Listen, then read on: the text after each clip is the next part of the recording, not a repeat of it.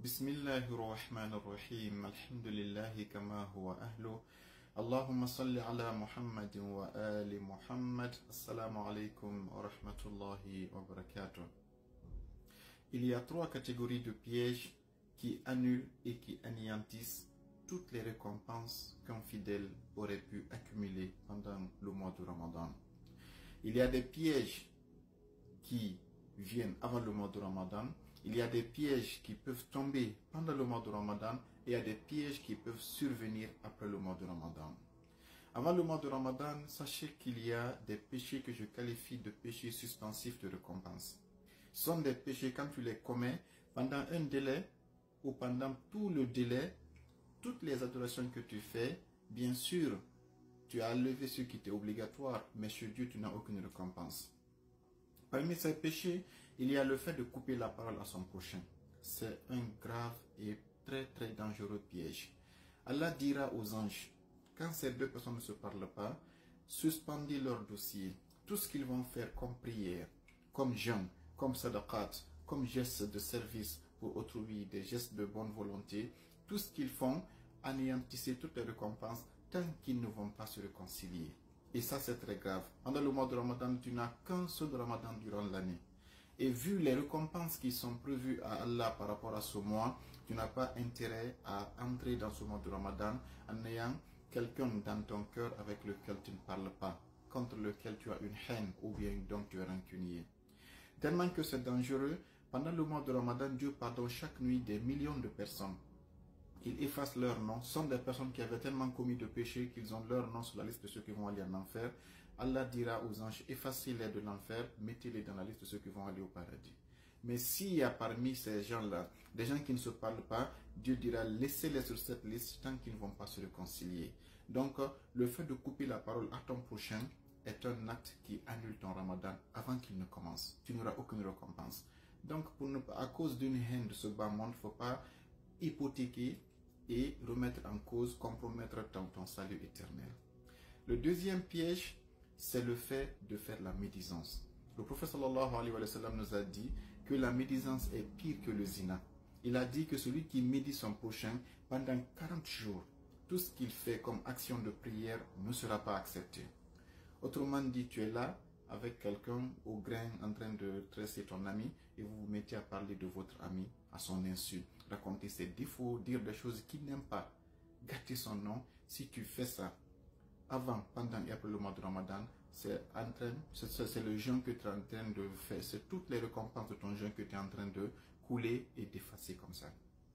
La troisième action avant le Ramadan, c'est le fait de boire l'alcool. Le prophète sallallahu alayhi wa sallam nous a dit, celui qui boit une goutte d'alcool pendant 40 jours, ses adorations ne seront pas acceptées. Ça aussi, c'est grave. Donc, trois actions à éviter avant le mois de Ramadan. On les évite durant toute notre vie, mais vu que l'enjeu est très important, on est obligé de vous les rappeler. Ça, c'est par rapport aux pièges avant le mois de Ramadan. Pendant le mois de Ramadan, il y a aussi des pièges. La plus grave et le plus dangereux des pièges, c'est le fait de rompre avant l'heure. Il y a ce piège aujourd'hui qui est là, avec des hadiths qui pleuvent de gauche à droite, la yazal ummati bi khayrin ma ajjalul futur, etc. Ma communauté sera dans la paix tant qu'ils vont se précipiter pour couper le jeûne. Il ne faut pas confondre précipitation et anticipation. On peut se précipiter pour couper le jeûne une fois qu'on est sûr que l'heure fixée par Allah est arrivée. Mais anticiper et rompre le jeûne avant le moment fixé par Allah est une grave erreur. Et sachez qu'il n'y avait pas de montre au temps du prophète sallallahu alayhi wa sallam. Et Allah n'a pas dit au prophète de fixer la fin du jeûne. C'est Allah qui s'est personnellement chargé de fixer le début du jour et la fin du jour de jeûne. Dans la sourate Al-Baqarah, au verset 188, il a dit, bismillahir rahmanir rahim, Summa atimmu siyama ila al-layl. Il a dit précédemment, après avoir commencé le jeûne au Fajr, il dit continuez le jeûne, accomplissez-le durant la nuit. Il n'a pas dit il a le Maghrib. Il y a Maghrib qui est le coucher du soleil. Il y a Ghurub, il dit il a Layli. C'est dans le 5 au Baqarah, verset 188. Donc celui qui vous dira de rompre le jeûne au coucher du soleil, il vous a trahi. C'est un piège. Car à cause de 5 minutes, à cause de 10 minutes, tu as déjà gêné combien d'heures? À cause de 5 minutes, tu mets toute ta journée dans l'eau. Tu gaspilles toute ta récompense. C'est Satan qui vous piège. On peut anticiper, on peut précipiter la rupture du jeûne une fois que c'est obscur. Nos parents disaient aux enfants, est-ce que tu vois les poils de ta main? Si les enfants ne voient plus les poils de leur main, comme l'enfant voit mieux que les parents, ils disent qu'il est leur. Donc, et même il y a, chez les sunnites, je vais vous dire que dans Muwatta Malik, dans le Kitab al-Siyam, dans le chapitre qu'il a consacré aux jeûnes, et là où il parle même de ne pas, l'anticipation du jeûne, il a dit ce qui suit. Muwatta Malik rapporte une information très importante. Il dit, Inna Omar ibn al-Khattab et Osman ibn Affan, Kana yusalliyan il-Maghrib. Omar et Ousmane priaient la prière du Maghrib, Hina yanzuran ila al-layli, quand ils voient la nuit. C'est pas quand le soleil se couche, al-aswad, la nuit noire, il insiste encore, al-aswad noir, qabla an yuftira, et ça, ils priaient avant le fait de rompre leur jeûne, summa yuftirani ba'da salati, ils coupaient leur jeûne après la prière, wa dhalika fi Ramadan, et ça c'est pendant le mois de Ramadan. Si donc vous cherchez des sources sunnites, Muwatta Malik rapporte dans Kitab al-Siyam, et Babu Majaa fi Ta'dil al-Fitr, hadith numéro 645, dans Muwatta Malik, il dit que Omar et Ousmane ne priaient le Maghrib que quand ils voyaient la nuit noire. C'est pas quand le soleil se couche. Aujourd'hui, les sunnites, ils rompent le jeûne, ils finissent de manger, ils rentrent alors qu'ils voient encore que le ciel est encore clair. Subhanallah. À la fin du monde, il ne va pas te dire pourquoi tu rompu le jeûne. Tu diras c'est parce que le muezzin a appelé. Le muezzin, il n'y a aucun hadith ni aucun verset qui dit de rompre le jeûne quand tu entends le son du muezzin. Le muezzin est un être humain, il peut se tromper. Le calendrier peut se tromper. Dire que le calendrier a écrit 18h25, 19h.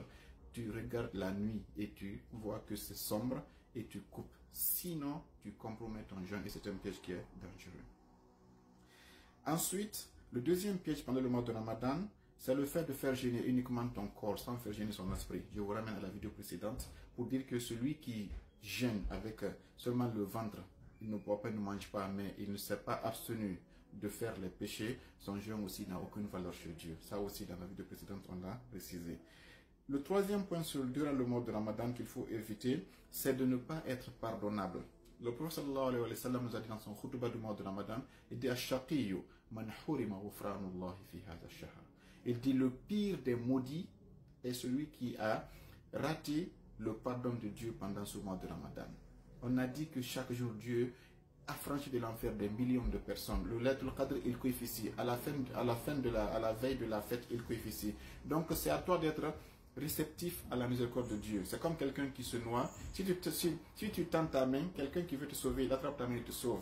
Mais si tu te noies et tu as croisé tes bras, même si quelqu'un lance une corde, tu ne peux pas être sauvé. Dieu a lancé des cordes pour nous sauver pendant le mois de Ramadan, mais c'est à nous, par notre comportement, par le repentir, par le fait de se priver des péchés, par le fait d'être vraiment dans la dévotion et sur le plan de la soumission d'Allah, Dieu verra qu'on est éligible à son pardon, il va nous pardonner. Si on ne respecte pas les critères que Dieu nous a fixés pendant le mois de Ramadan, on est à jamais, on fait n'importe quoi, on va là où on allait avant le Ramadan, on dit ce qu'on dit avant le Ramadan, il n'y a aucune différence dans ta vie, c'est que tu risques de rater le pardon de Dieu pendant le mois de Ramadan. Et le prophète sallallahu alayhi wa sallam était un jour sur le minbar, il a dit Amin 3 fois, on l'a dit Mohammed, pourquoi tu as dit Amin? Il a dit Jibril m'a dit, quiconque entend ton nom, il ne prie pas sur toi, il va en enfer, qu'Allah le maudisse. J'ai dit Amin. Il a dit Jibril a dit celui qui vit avec ses parents jusqu'à ce que ses parents meurent et qui n'a pas eu le pardon de Dieu grâce à ses parents, qu'Allah l'amène en enfer. J'ai dit Amin. Et il a dit celui qui va vivre et le mois de Ramadan le trouve en vie, le mois de Ramadan s'en va sans qu'il ne soit pardonné, qu'il aille en enfer pour toujours et qu'il soit maudit. J'ai dit Amin. Donc le mois de Ramadan, il ne doit pas passer sans que tu ne sois pardonné. Et ça, c'est à toi de saisir la perche.